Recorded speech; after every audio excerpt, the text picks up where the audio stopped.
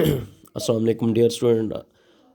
आज का हमारा टॉपिक है एनर्जी। एनर्जी क्या होती है? Ability of a body to do work is called energy. किस जिस्म में काम करने की सलाहियत को एनर्जी कहते हैं। इसका यूनिट और what is unit, its unit is जॉल है।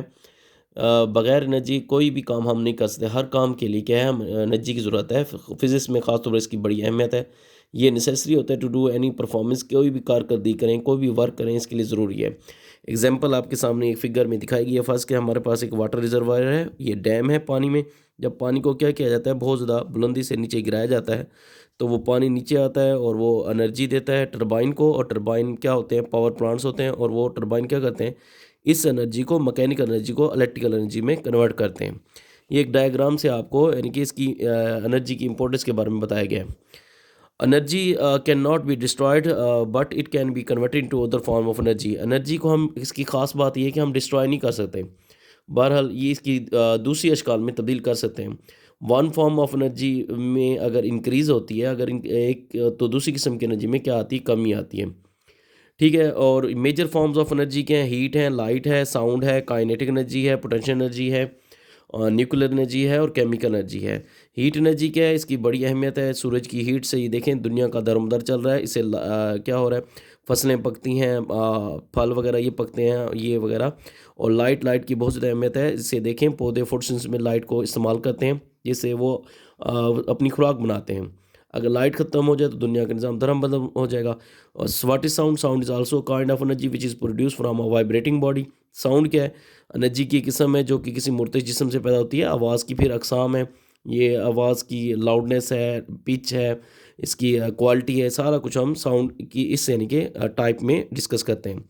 काइनेटिक एनर्जी और पोटेंशियल एनर्जी दोनों के हैं, मेजर टाइप्स ऑफ एनर्जी हैं। इन दोनों को कलेक्टिवली हम मैकेनिकल एनर्जी भी कहते हैं। आगे इनको हम डिस्कस भी करेंगे। न्यूक्लियर एनर्जी क्या होती है? न्यूक्लियस से हासिल ऐसे एटम जिनका एटॉमिक नंबर मोर देन 782 होता है, उनसे एनर्जी हासिल होती है। और न्यूक्लियर बम वगैरह इससे हमने बनाए हैं, और आजकल न्यूक्लियर पावर प्लांट भी लगे हुए हैं, जिनसे हम क्या एनर्जी और इलेक्ट्रिसिटी प्रोड्यूस कर रहे हैं। केमिकल एनर्जी क्या होती है? केमिकल से हासिल की जाती है। जैसे बैटरियों में केमिकल डाल जाते हैं, उससे एनर्जी हासिल होती है। तो और हमारे जिस्म में भी मुख्तलिफ केमिकल होते हैं, उनसे हम एनर्जी हासिल करते हैं जब वो केमिकल रिएक्शन होते हैं हमारे जिस्म में। Two major types of energy कौन सी हैं, और इनको कलेक्टिवली हम क्या कहते हैं? मैकेनिकल एनर्जी कहते हैं, काइनेटिक एनर्जी और पोटेंशियल एनर्जी। अब काइनेटिक एनर्जी क्या है? Energy of a body due to motion. किस जिस्म में मोशन की वजह से एनर्जी, कोई जिस्म हरकत कर रहा है तो उसमें जो एनर्जी होती है उसे कहते हैं काइनेटिक एनर्जी। जबकि पोटेंशियल एनर्जी क्या होती है? Energy of a body due to position. किस जिस्म में पोजीशन की वजह से, कोई जिस्म जितनी पोजीशन पर यानी उतना बुलंद होता जाता है, उतनी उसमें पोटेंशियल एनर्जी होती है।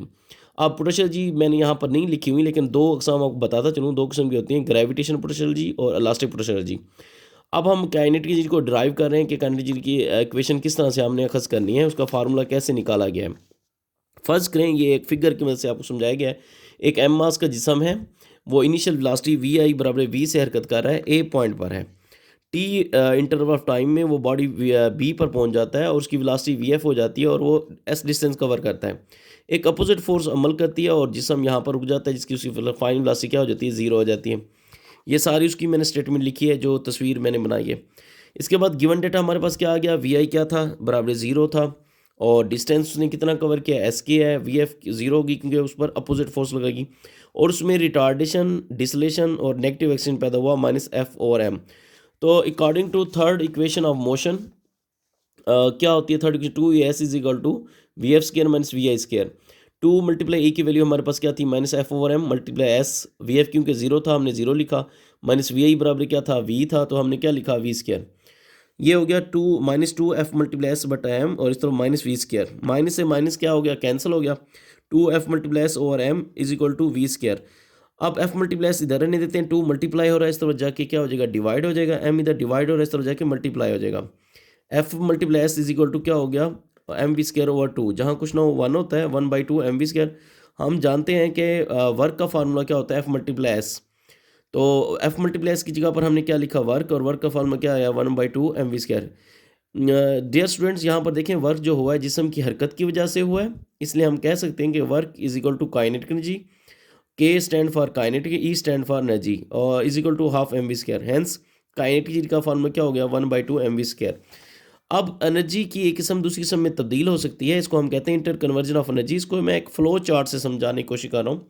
फर्स्ट कहीं देखें, सूरज है, सूरज के अंदर क्या होती है, हीट होती है, उस वो हीट से थर्मल एनर्जी उसको कन्वर्ट करता है। थर्मल से मुराद यानी किया हुआ टेम्परेचर से निकलता है, इनकी गर्मी हरारत होती है। जब ये हरारत पड़ती है, अब पानी पर, पानी का रिजर्वर है, तो पानी क्या बनते हैं, वाटर वेपर्स बनते हैं, बुखारत बनते हैं। और ये वाटर वेपर जब ये कंडेंस होते हैं तो ये क्लाउड्स की शक्ल तैयार करते हैं, और क्लाउड्स खास हाइट पर होते हैं। तो ये देखें, पहले सन की थर्मल एनर्जी या हीट एनर्जी वो कन्वर्ट हुई, क्लाउड्स बने, और ये पोटेंशियल एनर्जी खास हाइट पर थे। और क्लाउड्स ने क्या किया, बारिश बरसाई, और वो पानी आया, पानी ने हरकत की दोबारा, तो ये किस में तब्दील हो गई, काइनेटिक एनर्जी में।